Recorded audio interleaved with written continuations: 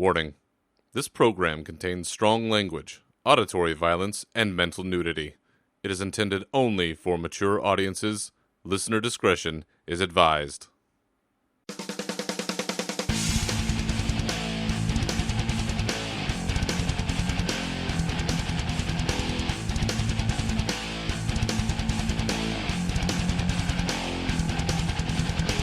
All right, my furious friends, welcome back for episode 32 of the Unshackled Fury podcast, your uncensored home for all things Warcraft. I am still your host, Berserker, and with me, as always, is the Sergeant Al Powell to my John McClane. He is Navox. Welcome back again, sir. Hey, thank you. What is up, listeners?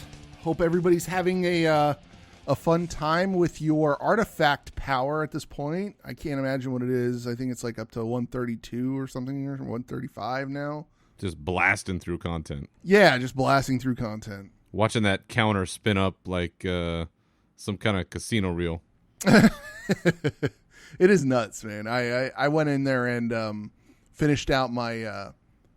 I took advantage of the artifact power and got my Demon Hunter Mage Tower stuff all squared away because, it was there and it was annoying me because I wanted to get them done and I wanted a little lightsaber Demon Hunter thing, even though I don't really play my Demon Hunter.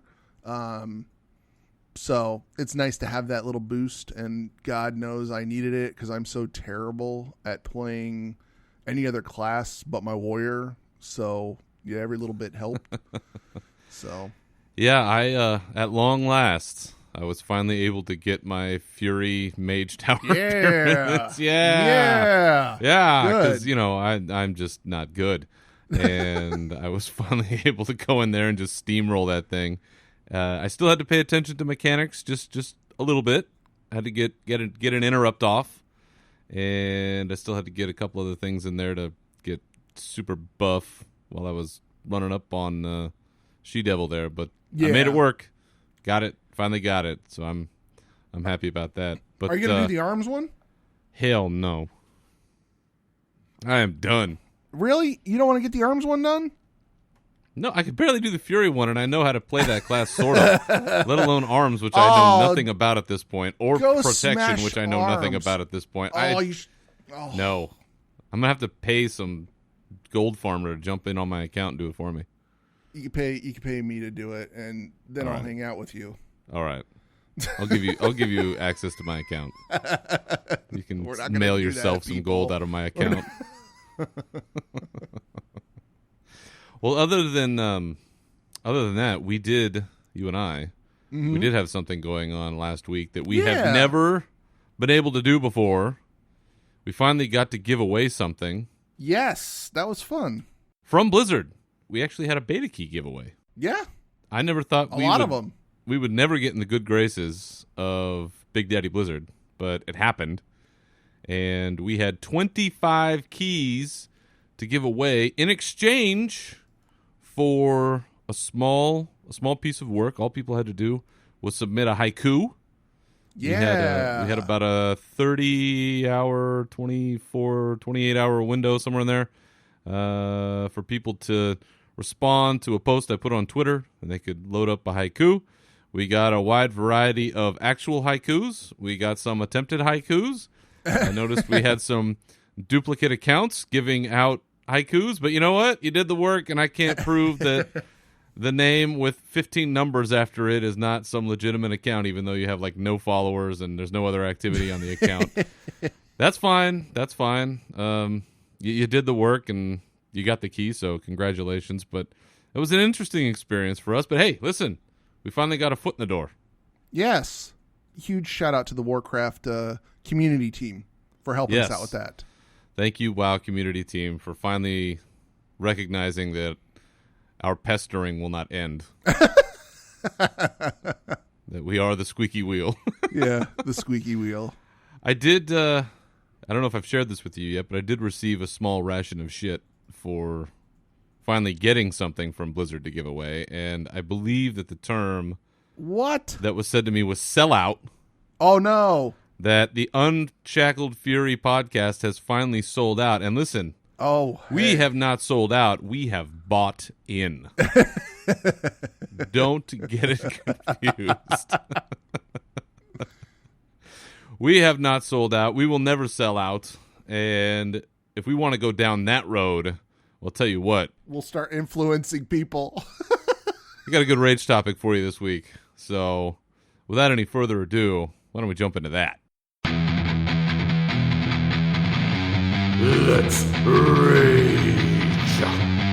So many moons ago, this podcast was started as just a strange endeavor of mine. This was before you, Brother Naveau, had come on board.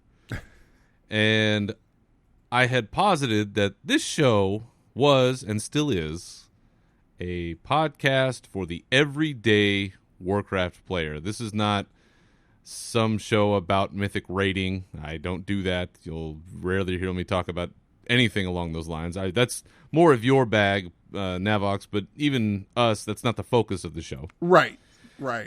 We have never asked for anything of our listener base other than, I hope you enjoy the show, and if you do, maybe tell somebody about it. But we have never gone out, hat in hand, and said, hey, help us produce this show. Help us do any of these sorts of things. Because I believe, have believed, still believe, that if we're going to do this show, it's on our dime if we choose to spend any dimes. Now, for all the listeners out there, let me tell you something. This show comes at a nominal cost to me, and what I pay for, I choose to pay for because I want some updated stuff from SoundCloud. That's it. The hosting can be free. Pimping this stuff out on Twitter is free. All of these things are free. If you want to get a sponsor, if you want to get paid for that kind of stuff, cool. No problem. Go out there and tell everybody that Corsair is the greatest company on the face of the earth. Or, if you want to get your car detailed at such and such a car wash place, I don't give a shit. Free to do all that kind of stuff. But where I've always drawn the line is asking your listeners for money. I've never believed in it. I don't think it's a good idea. If you want to do that, man, I guess that's your choice. But the one thing that I have seen repeatedly that drives me absolutely crazy is when podcasts and other shows out there ask people for money via various patronage forms, and the thing that they get in return is to hang out. Yeah. You're asking people for money, and the thing that they get in return, I could give you, a shirt, a beer koozie, a hat, a sticker. Give somebody an actual thing. Like, okay, that's kind of, I might draw the line there because you're buying a good. But to put it out there that, hey, give us $5 a month and we'll let you hang out with us.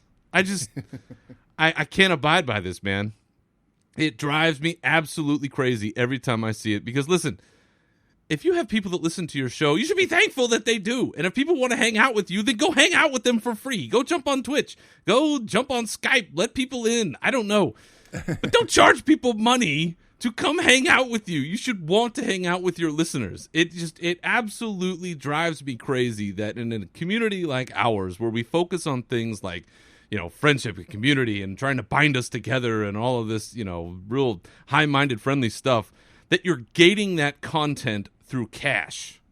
Right. I've never understood it. And again, I'm just throwing this out there as something that just gets my hackles up.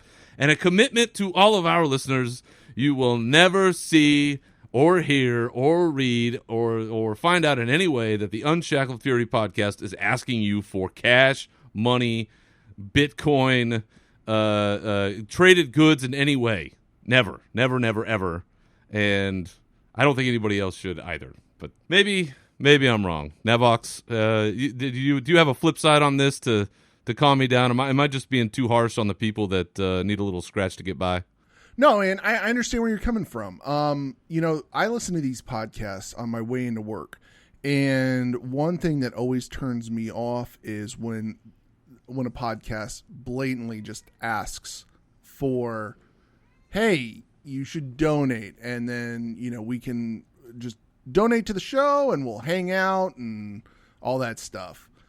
We do a show out of a labor of love, and it's on our time. Your dime, basically. You like you said, you're paying for some stuff on the back end for SoundCloud. But for the most part, we're just two guys just talking into into the internet, and people are just listening to us on their way to work. And that's it. I don't really see. I don't see how it's, hey, if you like what you're listening to, throw us a bone or throw us some money. It's like, nah, I don't know. I always get turned off by that kind of stuff. I always do. I just think that the community can be better served. And honest to God, if there's somebody out there that wants to hang out and play a game with me, shoot me a whisper. Hit me up on Twitter. There you go. I'm more than happy to come tank whatever the hell you want to tank. I'm happy to come DPS whatever instance you want to do.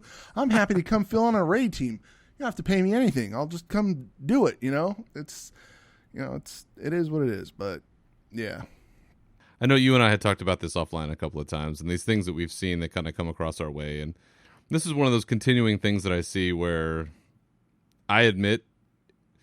There are two sides to every story, right? And there are people that are looking for things, and they're trying to encourage activity or engagement or whatever it is. And I get all of that. I just think that there are better ways for the community to be served than putting your hat out and asking for cash to do something that should essentially just be something you want to do to engage your listeners. Right. So anyway, we've said our piece on that. And to all of our fine listeners out there, again, you'll never hear me asking for money. I just hope that you guys are enjoying whatever the hell it is that we're doing here. And as always, thank you for listening to all of this nonsense. So, in that vein, let's go on to our news.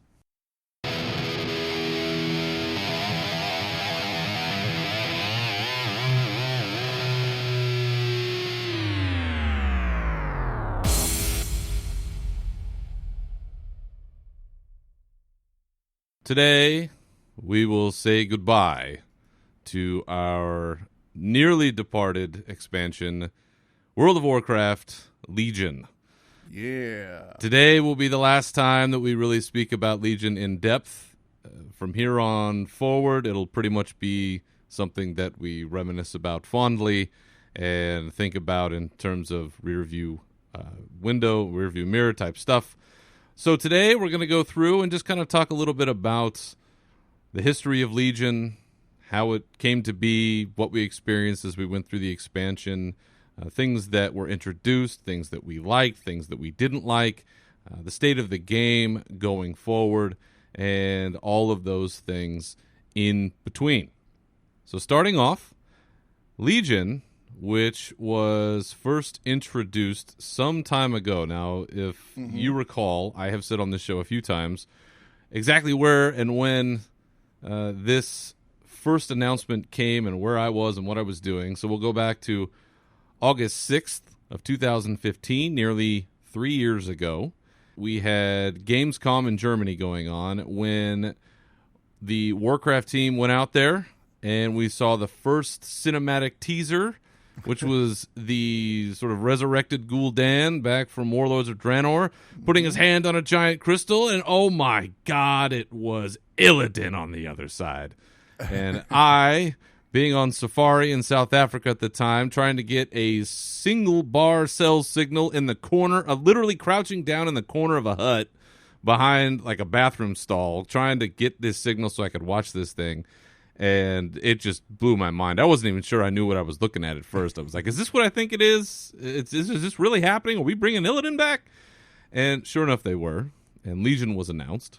How about yourself? How did you find out when they busted this thing out? No, that was pretty much it. I think I was at work that day because most of the time when I'm at work, most of the stuff is released. So, I see it on Twitter and then on Twitch and things like that. So I was really excited to see Illidan come back because he became this.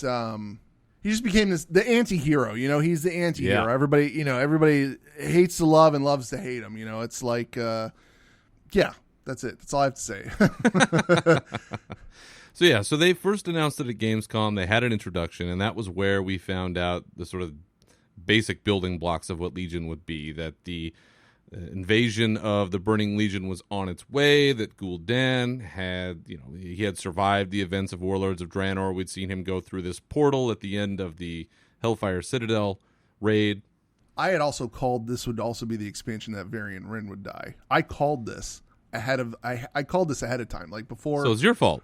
Yeah, it's my fault. I was on the Converted at the time, and I remember having the discussion with Ro and Sal, and I had actually called it. I said, I think they're going to kill Varian Wrynn, because at the time, I remember Game of Thrones was like really, really big at the time, and I'm like, oh, you know what? This has a real like Game of Thrones type feeling to it and all that. I have a feeling we're going to lose one of our major characters, and I was like, I bet you it's Varian Wrynn, and I called it, and it was like, oh no.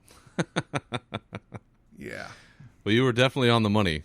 Yeah. Because, as we all know, the events of the Broken Shore led to the death of not just the leader of the Alliance in Varian Wrynn, but it also led to the death of the war chief, Vol'jin.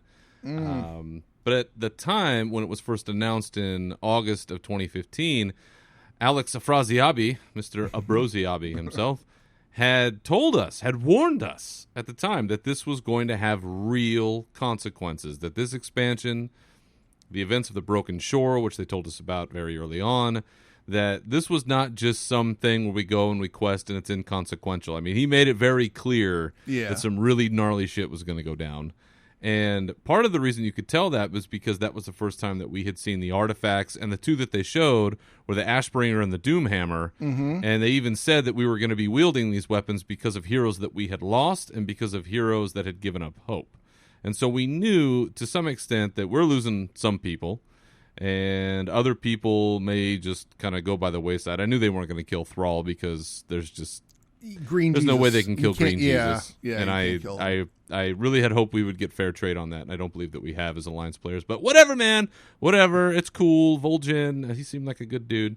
Anyway, then going past August of 2015, that following BlizzCon, we started to get more information, and they released arguably the best cinematic they've ever had with Varian in fully rendered cinematic glory.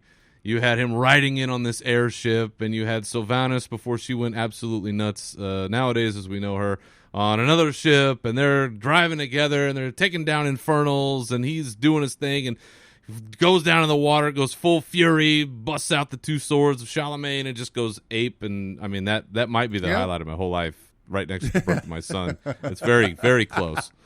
But that moment really solidified for me the hype going into Legion. But it wasn't until we started playing, which was a year after it was announced. So it was announced August 6th of 2015. It was released on August 30th of 2016. And then we really got to see what was in store for us, and not just the story, but the way that the entire expansion really unfolded for us.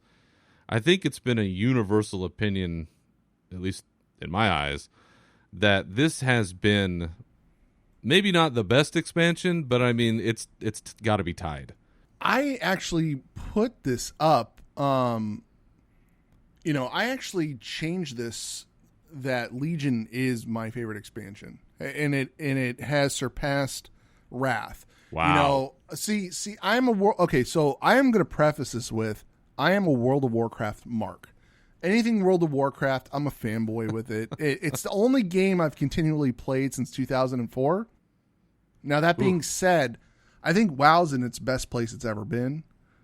And while I have very fond memories of Burning Crusade as our very first expansion to WoW, and then being handed the gift that was Wrath of the Lich King. Yeah. While I loved each expansion in its own way, Legion has been my favorite expansion so far.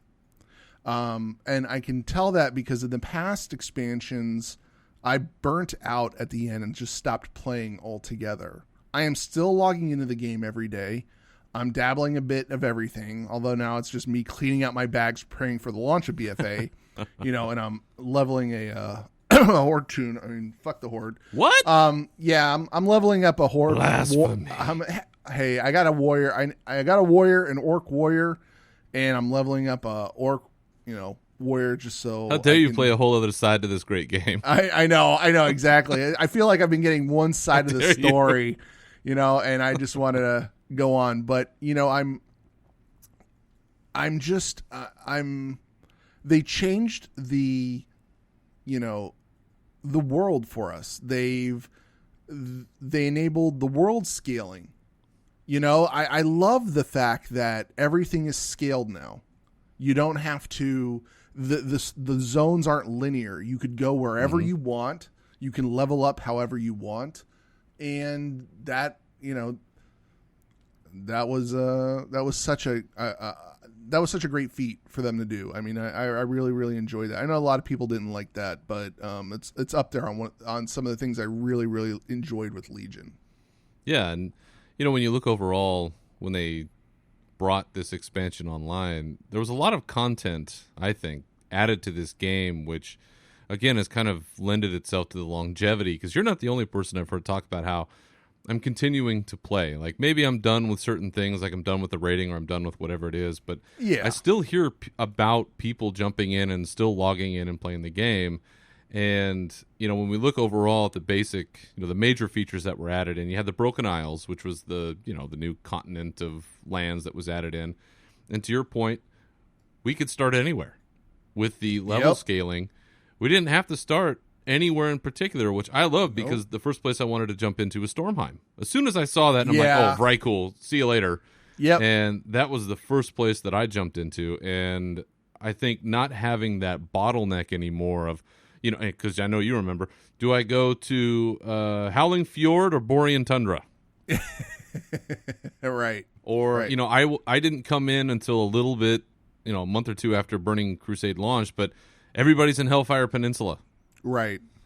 Or any number of starting scenarios where you have everybody going into the same place at the same time, and it's just not a good experience, where now, for the first time, you have this entire new continent where, unless it's the max level zones, you're able to start anywhere you want. And I thought that was a phenomenal change for them and an update to the game, that now that it's extended out to the rest of the map, where even now just leveling a character starting at level 1, you don't out-level a zone like you used to. You can actually continue on through the storylines that you want to see and enjoy that content, as opposed to going, well, I've already gotten 2 levels in, I guess I have to go somewhere else now. You can continue to go. And that, probably more than anything, is the greatest technological success that I see coming out of Legion, which coincides for me with the real height of this expansion, which is their storytelling. I don't think that there has ever been a point in time when their storytelling has been as compelling and as tight as it has been throughout this expansion, where you have, we've talked about this, I don't know how many times, but you have Taron Gregory and his cinematics team and all those folks over there that, at the end of each zone, we had a great cinematic that was compelling and emotional and all these things, and that was great. You had them in all of the raids, which was also phenomenal to have to kind of tie up all these loose ends. But you also had it in the middle of quests. We had the whole thing with Illidan and reclaiming his soul and all these other things. And here you had these cinematics out there. They're the in-game, generated ones. It's not the, the big ones that we get at the beginning of the expansion. But you had all of this additional storytelling that helps bring that immersion. Mm-hmm. To me, that's what Warcraft does better than anybody. Oh, yeah. Absolutely. And that's what keeps me engaged. Because I'm, more than anything, I'm the story nerd. Yeah. Gameplay's great, but when it comes to the lore and the story, I mean, that's what's kept me coming back all these years. Is when people ask me about the game and why I still play. I was just talking about this with my father last night and kind of getting him into this. He's not going to play, but he was asking me questions about it. And I said, it's like being able to jump into your favorite story, being able to play through that story and participate in it, and then there's something more. So you can relive the same story that you enjoy as many times as you want, but then there's something new around the corner, and that's what kind of keeps you coming. So we had great technological success with the Broken Isles being added in, the leveling, the way that worked, the storytelling, which was dynamic. You also had the Demon Hunter class, the second hero class being added to the game, which they seem to be pretty popular. They are. Artifact weapons. Which, I'm missing them. I'm going to miss them. I miss them so much. They seem very divisive, and we're going to talk about that in a minute. And you also had an increase to, I guess, the fantasy of class orders and being part of your class with the class order, class Right. halls, and being a part of that community of for us warriors hanging out in essentially Valhalla, in Skyhold, and all the other places around the world. And of course, you had all the dungeons and raids and everything else that got added in. But overall, the content that was added in Legion, I mean, you really got your money's worth, in my opinion. Yeah, you absolutely did. Although I kind of would have liked to have been able to open up communication with the other warriors in Skyhold. You know how it was explained in the novel Before the Storm, how the priests were all hanging out in their class order hall, commiserating, talking and this, that, and the other. How are they talking to each other if they don't understand each other? Sign Emotes. Yeah, but I kind of would have liked that option. I think in Skyhold, been able to just, hey, you're up there, everybody can just talk to one another, hang out, put our differences aside, and just, hey, we're all warriors up here. So we just bash our heads together. Yeah, we just, and yeah, get drunk. exactly, yeah. That's really all we were doing. So in preparation for this episode, because you and I had talked, and we were going to do this sort of retrospective today and just kind of Right. go through Legion, the highs and lows, and all that kind of jazz. You had put out on Twitter a request to listeners, and you had asked for feedback. So tell me about that, and what kind of good feedback did we get out of that? Yeah, so I put this tweet out on Twitter. It's just recap of Legion. I said, think about the pre-launch to the Broken Shore, the raid tiers, and shit along the way. What did you like, didn't like, hits, misses, and what are your feelings on the state of WoW heading into BFA next month? And we got a lot of listener feedback on this, and I think we can I think we can just go down each one that we got, and we can kind of discuss what we got. We have our first feedback was from Jersh, guy on my raid team, and he said, I didn't like AP and legendaries at the start of Legion, but they fixed what I didn't like about it by Nighthold. So they fixed the AP and the legendaries by Nighthold. Mm-hmm. He said, Mage Tower and Mythic Plus were my two favorite new features. I agree. I think the Mage Tower and the Mythic Plus were really awesome. I really like those. And going forward, I want solo content for transmog rewards in every expansion. And I agree with him on this. The AP and the legendaries, I liked the fact that each class had a set amount of legendaries they were going to get. I liked that we could equip 2 of them. I liked that it added a little extra oomph to our character. But I also enjoyed not having to hunt down weapons. And I know that's coming back in BFA.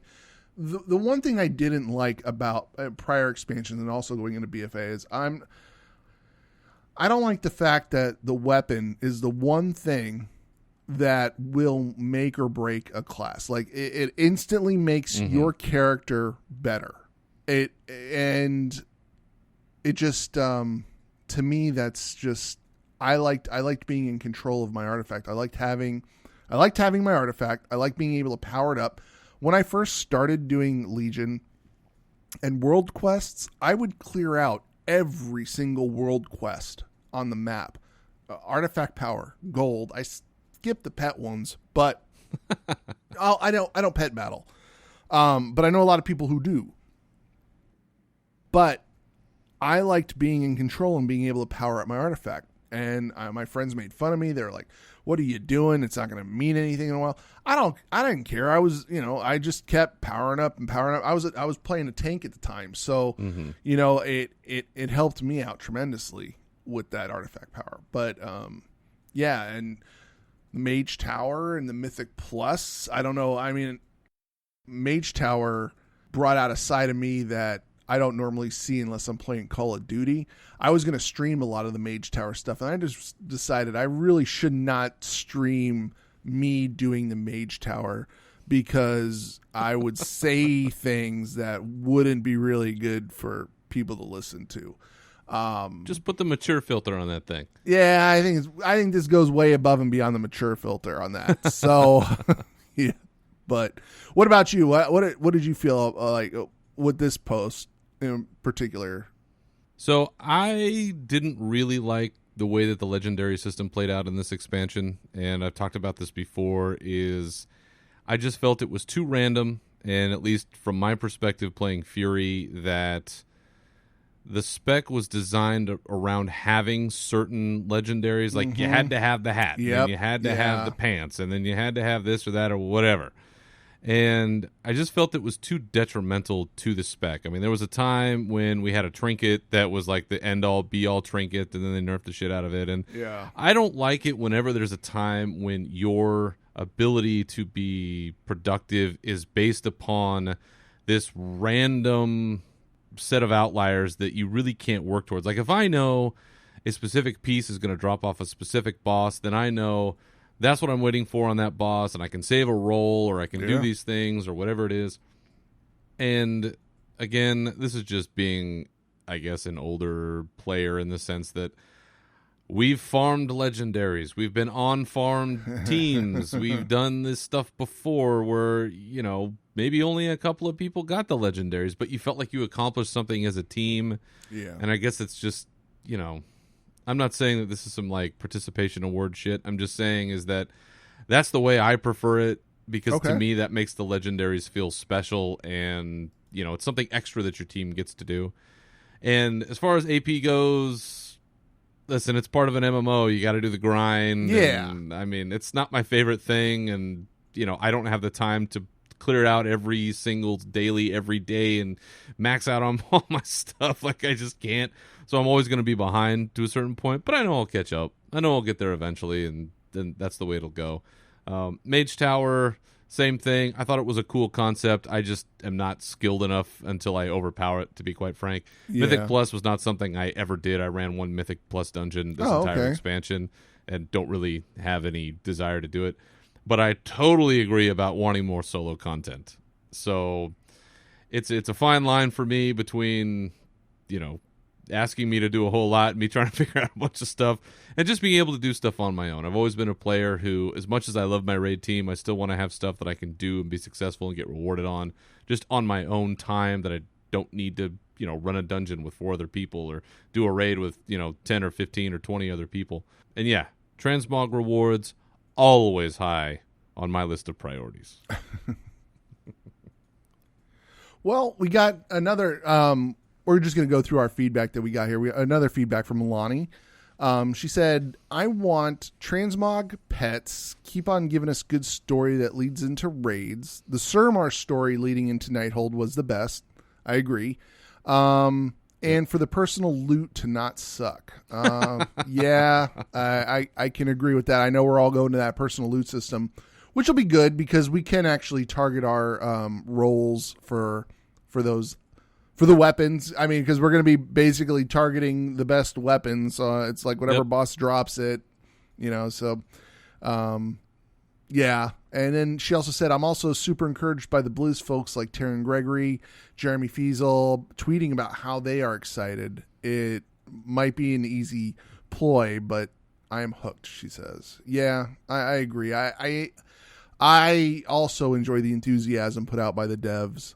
They are, you know, it's nice when the devs get behind the game that they're actually developing and not all crotchety and shit. You know, it's, yeah, it certainly does make the experience nicer for us.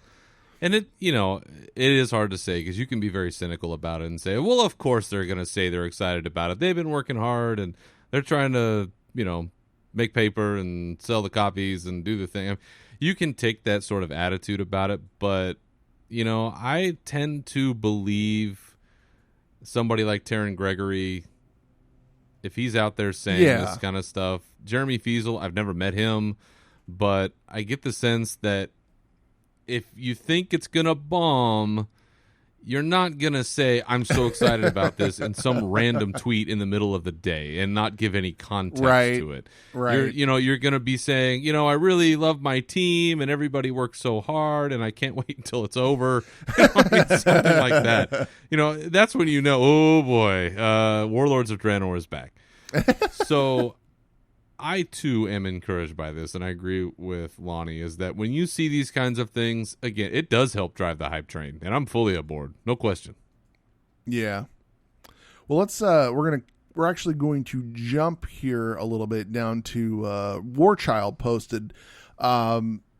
He said artifact weapons and legendaries fucking blow. Wow. So, but I like the attempt at a talent progression system and expect the BFA version to improve upon it. Mythic dungeons were great and will be better in BFA. Love the cinematics, leveling, world quests, world PvP in BFA. Well, along the artifact weapons and the legendary thing, I already said my piece. I was behind that. I love the artifact weapons. I'll be sad to see them go. Mm-hmm. The legendaries, heck, everybody loves oranges, but maybe it'd be nice to have it. It felt more like Diablo with you could get different legendaries for different things. I like that. But, one thing I don't like is the cookie cutter build. And I know people say, hey, listen, there's no real cookie cutter build for each class, but that all goes to the wayside because everybody does the same thing. You go out to MMO, you go out to MMO Champ or your Discord channel, and then you go and see what the top players are running, and you're going to copy them, and it's going to be the same thing. So, I mean, we're not going to really get away from that type of cookie cutter thing, unfortunately. But I do like that they are simplifying. I know I'll catch hell for this. The older I get, the more simple I want the game to be. I don't want it to be this thing where, okay, well, listen, guys, I just got a new piece of gear.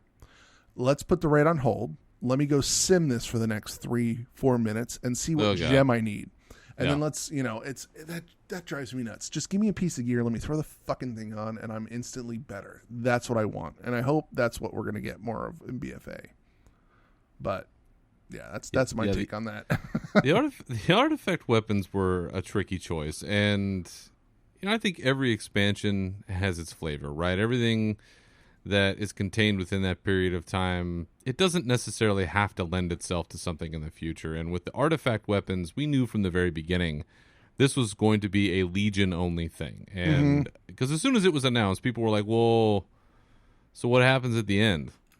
Right. I mean, before we knew anything about them, before we knew about their talent trees, before we knew about other appearances, before we knew anything else, people were asking, well, so I'm going to trade this in for a green? Yeah. That seems weird that I'm going to replace Ashbringer with a stick that has a rock tied around it. Yeah, I know. That feels wrong.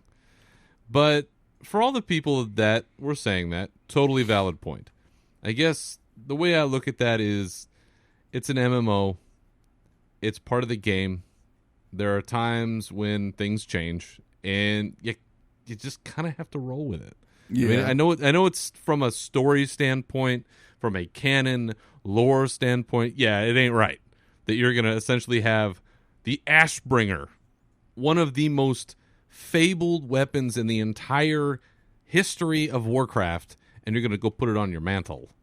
While you go beat down now some other faction in a far off land with some random thing you picked up off a dead guy. That, right. It's just some crusty thing.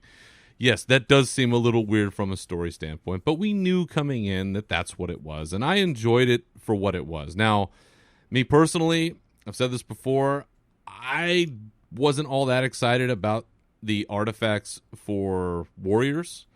I liked some of the story, but I thought that the Fury one was not as great. I mean, okay, so it's Helya, and there's a thing with these swords, and I can't, at this point I can't even really remember the story. It wasn't that compelling to me because, you have the Ashbringer, you have the Doomhammer, you have these other weapons out there where you're like, holy shit, like these are the big time weapons, man. Like, holy crap. Like, I went and just leveled up my Paladin just so I could play that. Yeah. Just so I could go through that and get those weapons and see that storyline. Just so you can see poor Tyrion Fordring get smoked.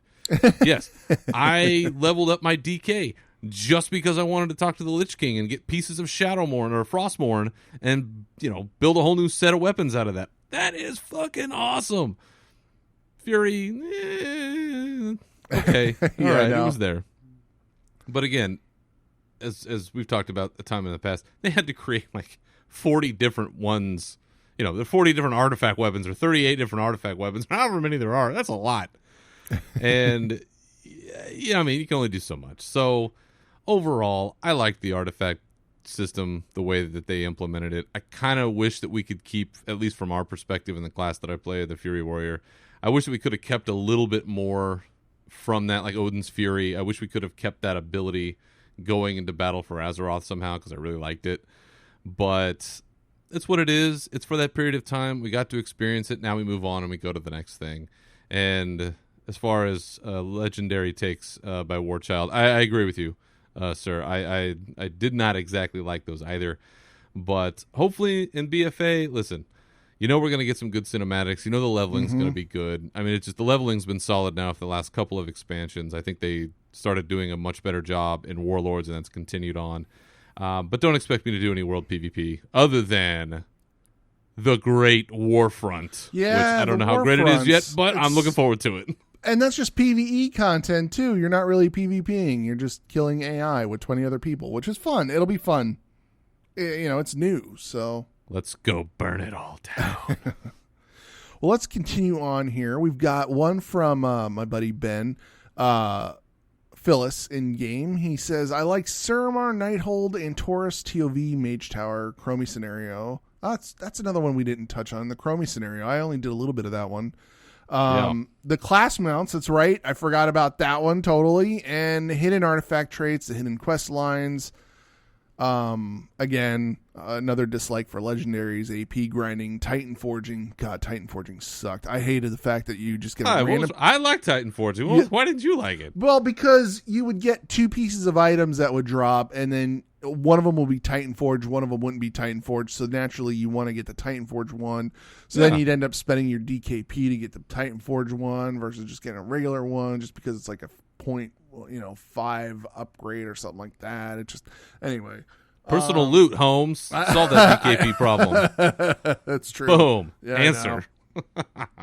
Also, happy belated birthday to Ben. He had a birthday last week, and I just want to give a shout out to him. Happy birthday. We got Jer, who fellow warrior buddy of mine, who said, I love the pre-patch invasions, story and cinematics, class hall quests, mounts, most of the raids, all the questing areas. Broken Shore was a little meh. He liked legendaries, although he's glad that they're not in BFA and World Quest. He said he disliked Mythic Plus, the Centinex. Oh my god, I hated the Centinex. The item level on items often being useless to judge if it's an upgrade. I agree with you wholeheartedly because we got stuck with Elisan's Convergence of Fate for the entire expansion for Fury Warriors. If you didn't have Convergence of Fates, you were shit, and you didn't. That was the one item that you had to have. So that was my problem. It wasn't skill. It wasn't a lack of skill. Oh, wait, it was a lack of skill. Nope. And he said he also strongly disliked any time-based gameplay, and because it made him feel stressed and rushed. Also, they needed to add a group finder option for people who didn't care about Raider IO. That I agree with. I understand. Now, what is Raider IO? Okay, so I've Raider seen this IO, out on the fringes, right. but I don't know what it is exactly. So here's what think about WoW progress for people who do Mythic Plus and or raids in general. If you go out there and do a Mythic Plus or if you go out there and do a Mythic Plus raid or something like that, it'll basically it'll score your character. So when you start, people would go out there and post, "Hey, listen, we want somebody to come in and raid with us, but you better have this score on Raider IO," rather than I know I can do the content, so it. This is like an updated EPing. Exactly. That is exactly what it is. EPing online. That's what it is. Love it. God.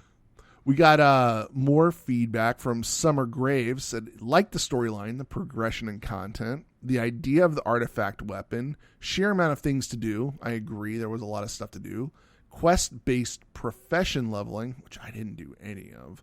Nope. I didn't do any of that. I did a little bit of blacksmithing, I will say that, but it was more along the lines of getting XP while I was doing the questing. It was along the way of me leveling, and then I never touched it. The abundance of murder bots, Trilliax and Vigil. I don't know. The murder bots. I don't understand that one. Just stuff that you can kill, I think. Okay. And then level scaling and the freedom of choice of zone progression. I agree. I love starting in High Mountain. I know you said you started in Stormheim. Yeah. I like starting in I always love going to the mountains first, and I loved High Mountain. I love the High Mountain Tauren. Sucks that they're with the Horde, but I did love leveling up there.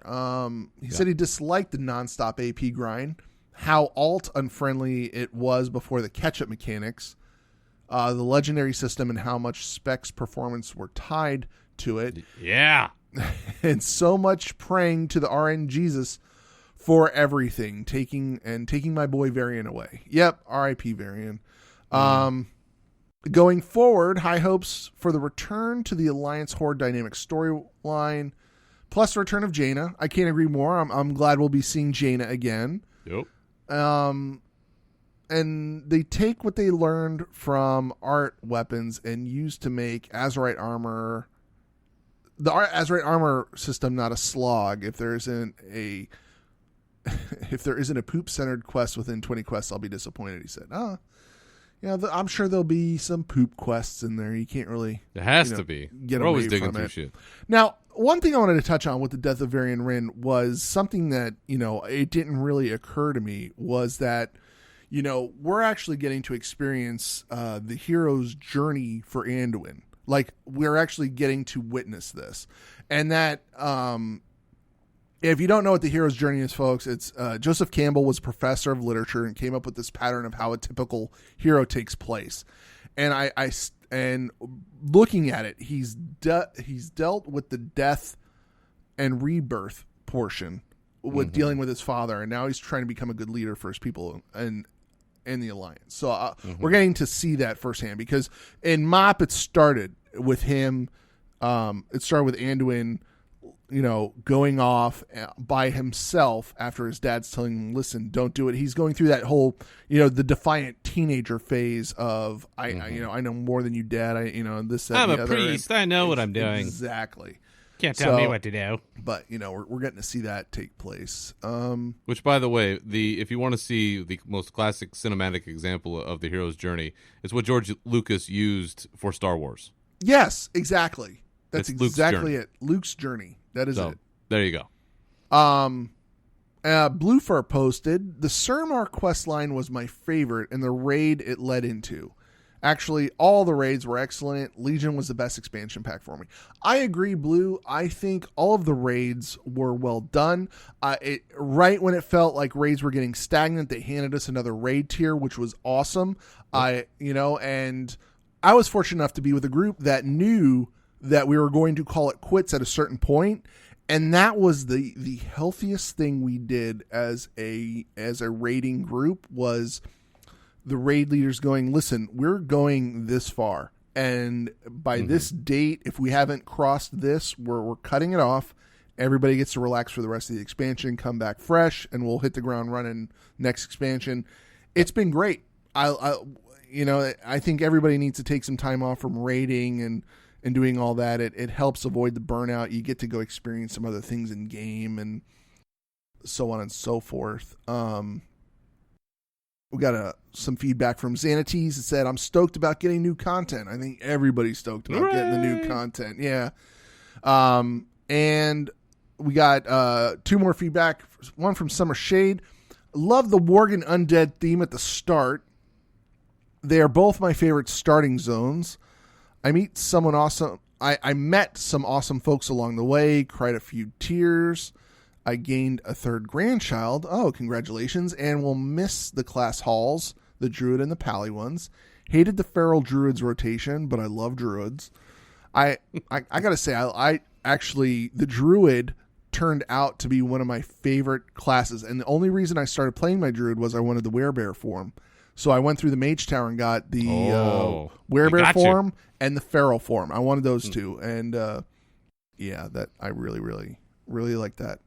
And we got one here from Dib. He's a Dib Ord out on there on Twitter. He said Legion succeeded with its consistent raid releases. I agree. Mythic Plus dungeons and post-leveling character progression in the form of artifact traits, legendaries, and tier sets. Can Azurite armor match the kind of character progression we saw in Legion? And I think it will. I think we're going to have a lot of fun with the Azurite armor. I have a lot of feeling everybody's going to enjoy the war fronts. You're going to get the different looking armor pieces and weapons out of that. But yeah, I wanted to say thanks for all the feedback, guys. That was very, very helpful for us. Yeah. Yeah. So what about you? What were the things that you really liked the most? Well, as we talked about, the storytelling for me has been the highlight, and it goes hand in hand with the thing that I did not like the most about this expansion, as we've already touched on, was the death of Varian Wrynn. Yeah, I agree. And I understand that from a story perspective, you got to keep things moving along, and that means sometimes you got to lose major characters, and sometimes that affects the growth of other characters if you want to treat your storylines in a more, lack of a better term at the moment, an adult way. They're trying to, have some sort of maturation in the storytelling of this company or this franchise within the company. And part of that means is that you let go of some parts, you grow other parts. I didn't agree with what they did with Garrosh, but you know what? Garrosh was a completely new creation within World of Warcraft. Yeah. They brought him up, they rose him up, they cracked him down, and then they eventually killed him. All within the frame of World of Warcraft, not the RTS games. And that's something that I think they're more cognizant about now more than ever, is getting away from the RTS stories and trying to put that stuff to rest and raise up new characters from World of Warcraft. I mean, that's why you're seeing now the rise of Anduin. I mean, right. If nothing else, Anduin is really the child of Christy Golden. And all of that has happened through the novels and now through the last couple of expansions, and you're seeing that growth come out of there, marrying some of, still some of the older characters and older storylines. But, I did we did, because we were part of it too, is, we did the little send-off to Varian on this podcast. If you haven't heard it, there's a Requiem for a King, which was something I did a couple years ago, because this really was not my favorite thing. I really do miss Varian Wrynn. He was my favorite Warcraft character, so that was definitely something I did not like. But I liked a lot of the things that happened here. The storytelling was good, like we talked about, the level scaling. The artifacts, I thought, were a great concept. We knew it was going to be short-lived. I enjoyed it anyway. The class order halls were phenomenal. The raids were compelling. The art was phenomenal in those raids. I think that Agrimar is probably one of the coolest-looking boss fights I've ever been on. And just having all, freaky lights, and he's all fiery and crazy, and that was just I got my ass kicked in that thing, and I loved it because it was such a beautiful place. The regular release of that content, which we touched on, that's something that Ian Hazakost has promised us. We will get regular content, and by God, they gave us regular content, and I think hopefully that's a stride that they've finally been able to hit and will continue as we go forward. And Suramar, I think, was a phenomenal success in the way that they weaved that into their storytelling, how that felt like a fully realized city, and how that ended up feeding into the Nighthold. It was something totally different for them, I think, as opposed to just kind of like these scattered bits and pieces, then we go to a raid. I really did enjoy those components, and overall, the entire expansion's been a success. By every measure I can think of. Yeah, and to touch on Suramar brought back that feeling of, oh shit, I can die. Initially, when we were leveling up, there was, you get to that point in game where you're just like, I could just go do whatever I want. Nothing's gonna bother me. I can't, But when you first started doing Suramar, when Suramar was current content, you had to put that thing on your illusion. What are you hiding? Otherwise, you were going to get jumped and killed, But yeah, I really enjoy that element of the oh crap, maybe I better not pull so much. Maybe I better not do, overdo it. One thing I didn't like, I liked and I didn't like because I love flying. I know flying's always a touchy subject for people. Oh yeah. I didn't like the long wait for flying, because I love flying in game. I love hopping on my Griffin and just Filthy casual. taking in the sights, But I never minded being. It didn't bother me to be ground based for most of the story whenever a new expansion launches. It does make it makes the expansion larger, and you do feel more immersed. And I actually did unlock flying without even trying. You just play the game, you eventually unlock it, and I'm sure that's what's going to happen in BFA 2. But Pathfinder. I think that was one of the things. Yeah, Pathfinder. It was just one of the things I wish we got sooner rather than later. But we eventually got it. But yeah. Yeah, I think overall we enjoyed it. But are there Yeah. is there anything else left on the table that you think they could have improved on? No, I mean, I understand there's some things that I want that I just there were some things that I wanted to get that I know I wouldn't be able to get just because I don't PvP. Like the elite PvP armor is going to be locked once it drops. It'll be locked forever. If you didn't earn the rating, you'll never be able to get it. And some of that armor looks really, really cool. I would have liked different variants of it. I would have paid real money to actually get the elite looking red warrior PvP gear because it looks mean as hell. I love the spiky look on it. But no, I think all in all, I think Legion was, dare I say it, a pretty damn near perfect expansion for me, at least. And I'm looking forward to Battle for Azeroth because once I jumped into beta, I knew, oh my god, I can't wait for everybody to experience Battle for Azeroth because everybody's gonna.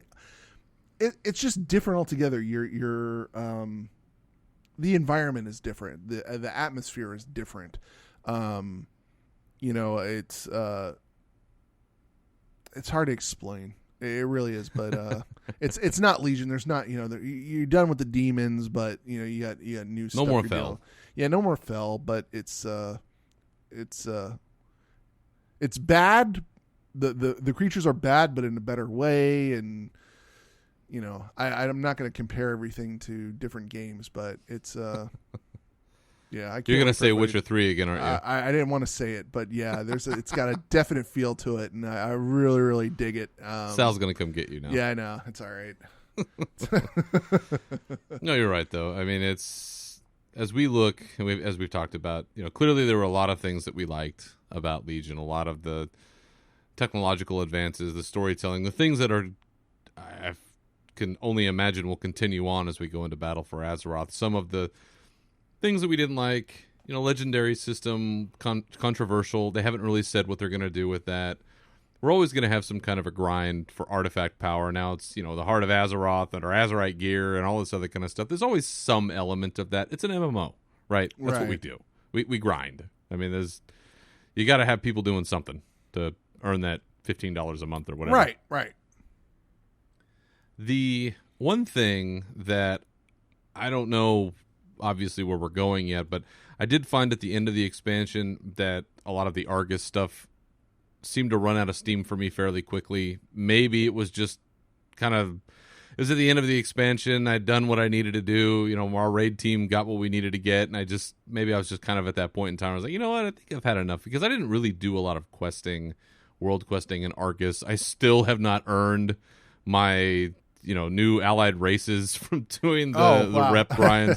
I just, I'll get to it. It's one of those things I've got to do here at the last part. Yeah. But I do hope that going forward, that's something that maybe will be introduced a little earlier, or it'll be engaging in a little bit of a different way as opposed to go to this place and kill these 10 things. I mean, I know that's the core and it's the heart of many ways of what we do, but if there's some other spin or twist on it, it'd be welcome. But going forward, as we now leave Legion behind, we sail off to other shores, and we thank Legion for its many sacrifices.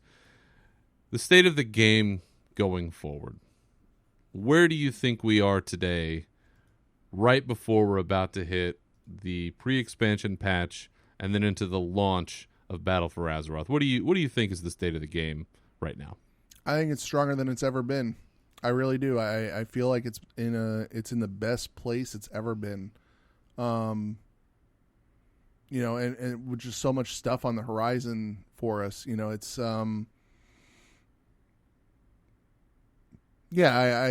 can't think of the game in a bad sense at this moment. I mean, because right now they've basically, they made challenges in the game, and then right there towards the end of the expansion, they've powered up the artifacts in such a way that, they're trying to give everybody a chance to get, their mage towers done and things like that. They're trying to help people along with that.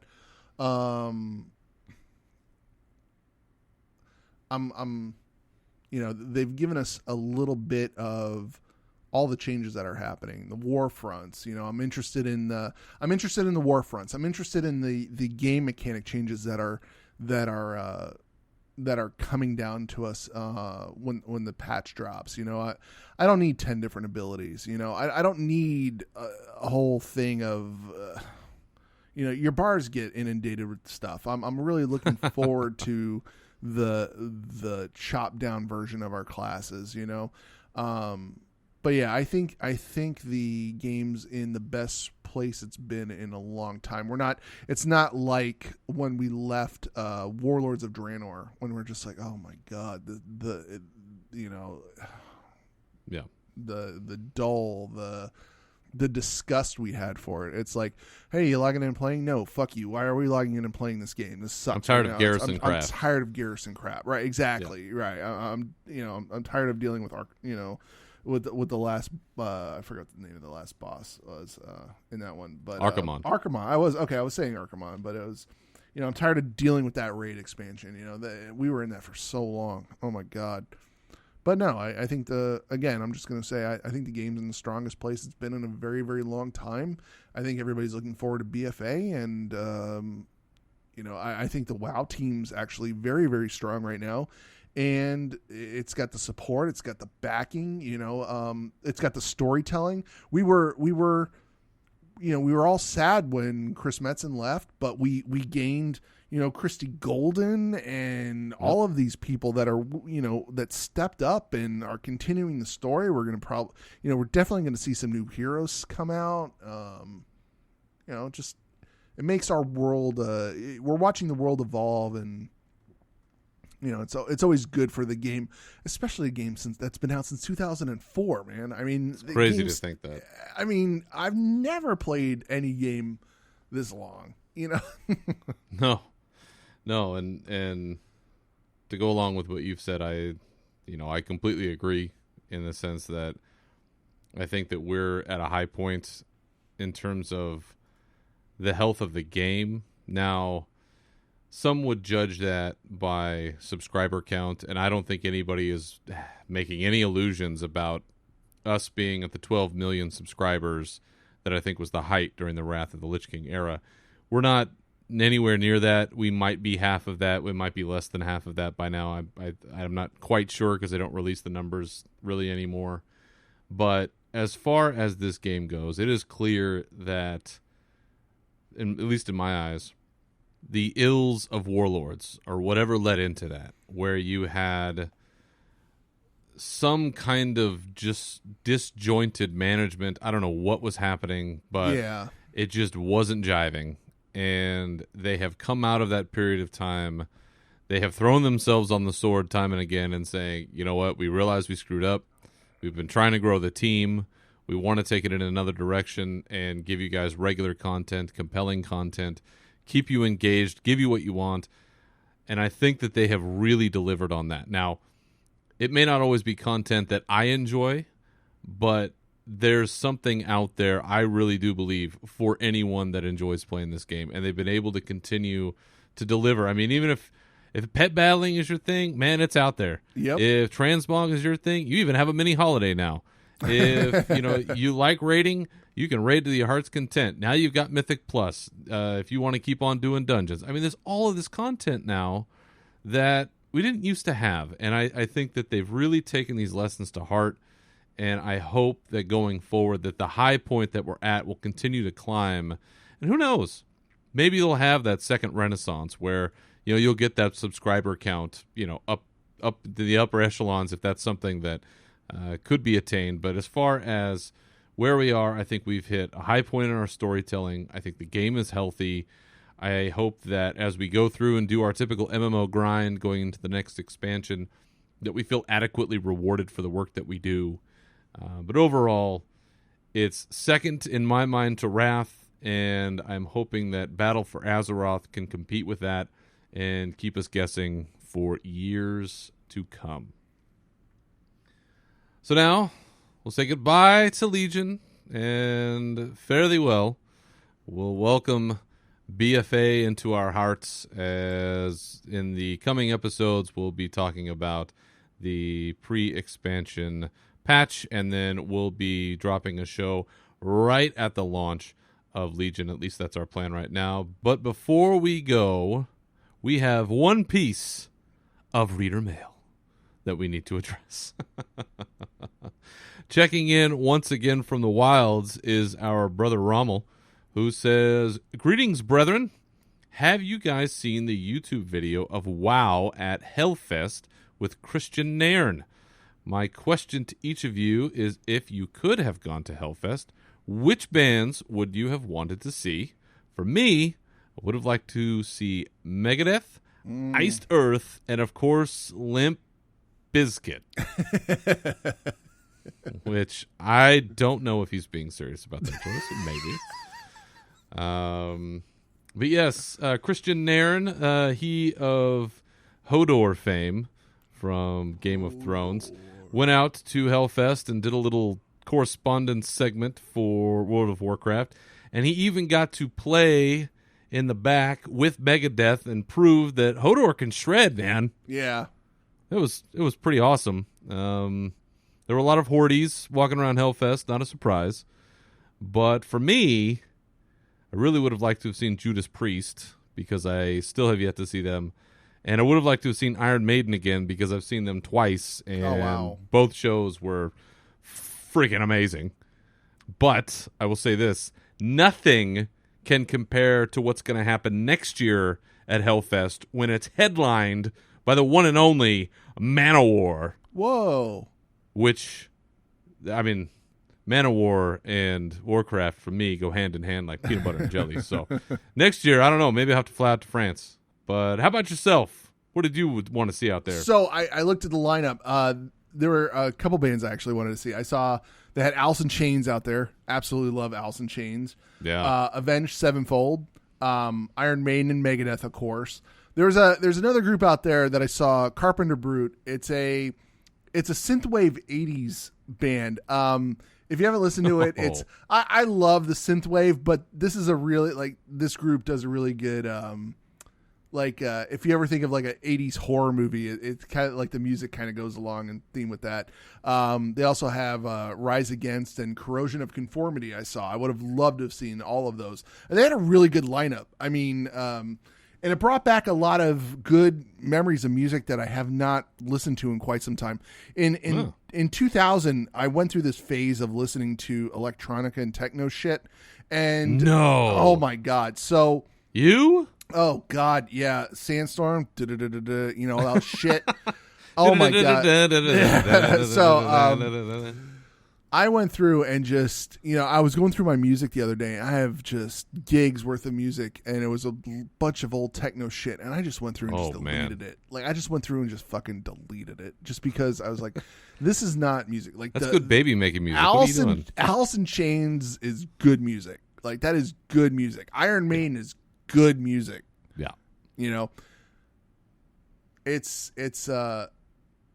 tough to come up with bands. It's tough to listen to new music lately, I find, and I'm going back and listening to these older bands more and more often. So it's, I can appreciate it. I miss listening to these things. So actually having this reader mail made me go back and discover these bands that I just haven't listened to in quite some time. And I think a lot of people, it would do them good if they just, rocked out with a little bit of Megadeth while they're, leveling some characters or something like that. Get the anger going, level some warriors, people. Yeah, you want to feel the power of the warrior. There you go. Yeah. All right, sir. Well, I think we've done enough damage for this episode. Oh, yeah, absolutely. So, other than this show, where can the good people find you on the internet, Nevox? So you can find me over on Twitter. I am still at NAV_OX. And you could also follow me on my Twitch channel, which is NavOWar. I will be streaming some Warrior leveling, and I will also be streaming leveling in Battle for Azeroth once that releases. I have the whole week off. Can't wait to start at 6 p.m. on Monday. So I'm looking forward to that. How about you, bud? As for me, you can always find me on Twitter at Berserker Rage. Feel free to contact this show with your questions, comments, or otherwise at unshackledfuryshow@gmail.com. And you can find this show on SoundCloud, iTunes, Stitcher, and Google Play. So once again, thank you for listening. Remember to keep your swords wet and your banners high. Catch you next time.